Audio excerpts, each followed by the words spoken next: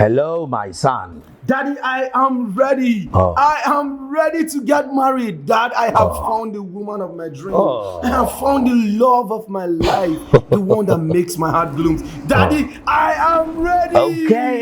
Okay. Congratulations to you, my son. Congratulations. So tell me, what makes you think that you are ready to get married? Daddy, I'm no longer a kid. That little boy you used to know. Daddy, for crying out loud, I am over 30, Dad. Hey, listen to me. I am your father, and you're my son. I raised you. No matter how tall you think you become, you will always be my boy. Sir, that's the general. Daddy, I know where you are driving at. I know you want to tell me that the okra plant would never grow taller than its planter. Yes, that's of course, what you you're are driving a at, Dad. smart kid, my little son. So now I ask you again, boy, what makes you think that you are ready to get married? Daddy, we've had this discussion a couple of times, Dad. Dad, I've told you I have a neatly built house in my name. I have 2 exotic cars. Daddy, you sent me to school and I came out with good and excellent grades. I have a decent paying job, Dad. That's Daddy, true. I'm no longer a kid. Yeah. A lot of my mates are getting married every weekend, Dad. That is not a reason for me to be ready. Of course, it should be. Don't seem to amuse me every But time. Dad, it's not funny. It is, my I son. cannot It is wait, funny. Daddy, to get married so that people would respect me much more. At least they will add the Mr. title to my name. Okay, just imagine. Mr. Maxwell. How does that sound, Dad? Oh, wonderful, my son. It sounds wonderful. And now you listen to me, toad of a son. All of those things that you've mentioned are all wonderful. The cars, the house, the wealth, possessions, and all of those things. They are wonderful. They are good. These are the driving forces of marriage. But mind you, son, these things don't keep it. The basic things that you need to get married are not even listed in those things that you've mentioned, which is love, understanding, patience, and sacrifice. With these 4 basic things, my son, you will have a successful marriage, not those things you mentioned. Toad of a son. Oh, come off it, Dad. No, Dad. Stop it. I know you want to come up with your usual Simon to mesmerize my brain. Daddy, no. Daddy, which one? I can't get your explanations clearly. You have to go further to explain things to me because I don't know which one is keeping and which of them is carrying. Dad, more seriously, I'm financially stable, though, Dad. I know maybe that's your fear, okay? I'm financially stable. So, Dad, are you trying to say with all my possessions, I can't keep a marriage, Dad? Of course you can't keep, my son. If only you have those 4 basic things that I have mentioned above. Love. Of course, you must love her with all of you and put her first above any other one in the world. Understanding. You must always put yourself in her shoes every day of your life and see reasons with her at every given point. Patience? Of course you have to be patient. You must always be calm and accommodating, even when she nags. Because every woman in the world nags. Your mom nags at times, son. Always keep your cool. Remember not to raise a finger at her, even when she yells and rants at you. Be tolerant.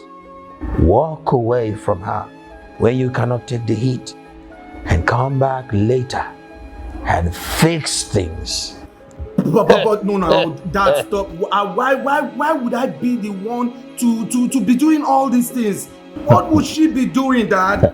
Sacrifice, my son. This brings me to the last on the list. Sacrifice. Now let me ask you, my son. Do you know how many miles your mom had gone for me? Yeah, uncountable miles, yes. Good. And this is because whatever you see her do, I did them first, without expectations.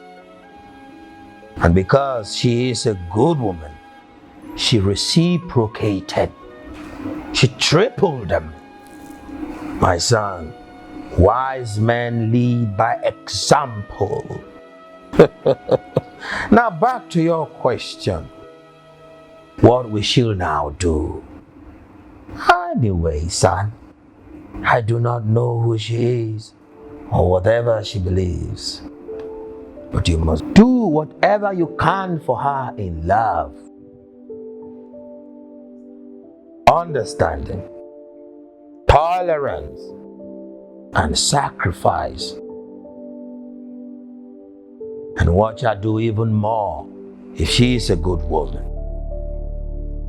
My son, always remember that women are like a mirror. Whatever you project to them, they project back at you. Dad, sincerely, this is really, really deep, Dad. That is to say, with all my thoughts towards marriage, with your explanations, Dad, it's so far-fetched from my reasoning towards marriage, Dad. That is to say, I am not yet ready, or I wasn't ready for marriage, Dad. Possibly because of the kind of people I have around me, whose sole thoughts and mentality are centered on a man just having money and having possessions as the basic prerequisites for a man to get married. Dad, they no longer even think that marriage is a very difficult or hard task, Dad. Actually, it's not that too difficult or been a very hard task. Dad, son, if I may ask you, go ahead, boy. What do you think, or do you think that marriage is hard work? Of course, marriage is hard work, son, because it's not by qualification. If not, the most intelligent, the most smartest people, the most cool people wouldn't have problems in their marriage. Of course, marriage is hard work. It is not by riches or wealth or how much you have in your bank account. If not, the wealthiest and the richest people in the world wouldn't have problems in their marriage. Of course, son, marriage is hard work because it's not by race. If not, the white, both the black, all of the race in the world would not have problems in their marriage. Of course, marriage is hard work. It's not by tribe. Because two persons come from the same place, get married together, wouldn't have problems in their marriage. Of course, marriage is hard work because it's not by religion. If not, the Muslims, the Christian, wouldn't have problems in their marriage. My son, every marriage comes with their own baggage. What works for me might not work for you. You have to face it, fight it, and fix it. There are days where the rain will fall so hard that your home will flood. And there are days where the sun will shine so hard that your home will heat. But you must be steadfast in prayer, holding God tight, making Him the center of your marriage. If you and your partner put in your maximum effort, put in your A game, your marriage will be smoother, better, softer. And always remember, son, never let go of God's presence. Sure, Dad, hold on to God. Make Him the pillar of your marriage. And I tell you, you will have a smooth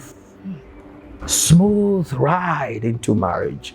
And you will testify of a good thing that God has done in your life. My son, let me ask you, this woman you talk about, does she love you? Does she make you happy? Do you feel comfortable with her? Do you find that missing part of you in her? Because, son, marriage is like a stranger's journey. No matter how prepared you think you are, you will always forget something. You pick the jar, you forget the water. You pick the boots, you forget the jacket. You pick the lamp, you forget the matchbox. You pick the place. And you forget the spoon. Good. Smart boy. So you see, son, no matter how many times you've gone on this journey, there will always be that part of you that will be missing.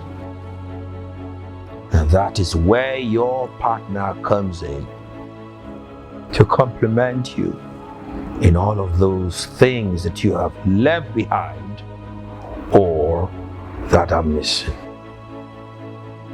Now, these are the things that will make you want to go an extra mile for her. I ask you, now, are you ready for marriage?